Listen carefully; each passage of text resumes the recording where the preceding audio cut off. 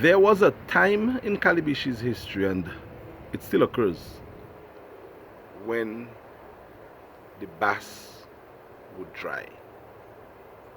We would say bass dry. I heard that, of course, from the older persons, and we just knew the code word, and we knew what time the bass would dry. Scientifically, it might take a little more to explain the high tide, low tide, and the phenomenon that takes place in the Calibishie community. So that is for people like Gerard, Matthew, this sort of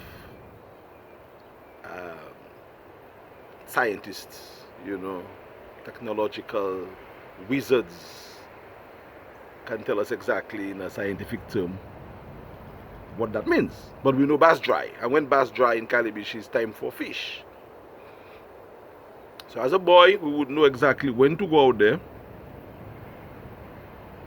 how long to stay out there, and when to get in. Because when you see the bass dry, or let's say when the water recedes, I should explain it as that. So what happens, Calibishie is dead flat on the flat part of the village. We are pretty much on sea level,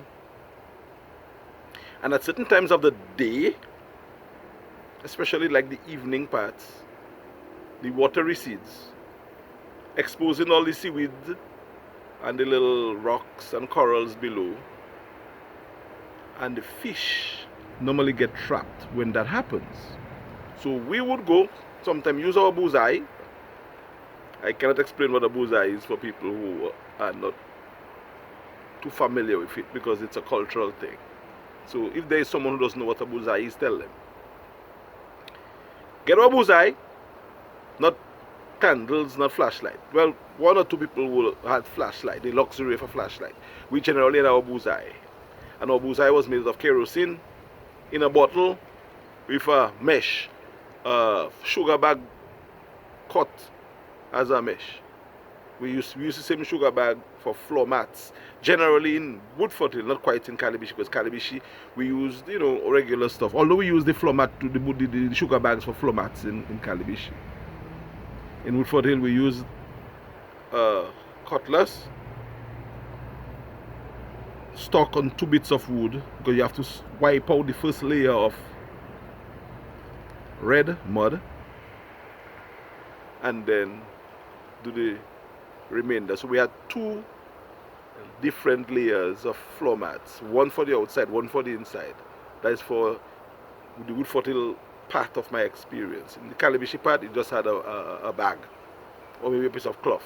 We could not afford mats back in those days. Anyway, long story short, we use the bag, the sugar bag, to make the mesh for the bullseye, and we go out there at nights to catch fish.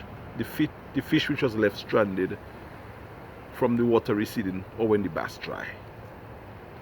I hope one of the younger scholars in the village could do a sort of scientific experiment and tell us exactly what that means in science. Do a research. But we know that that's what happened. And that is an occasion when people go out and catch fish. Chub, you know, gowet, just name it. You capture the fish which is stranded, everybody on their own little area, because the entire seafront dries, with the exception of the little basin area leading right in front of Cayenne.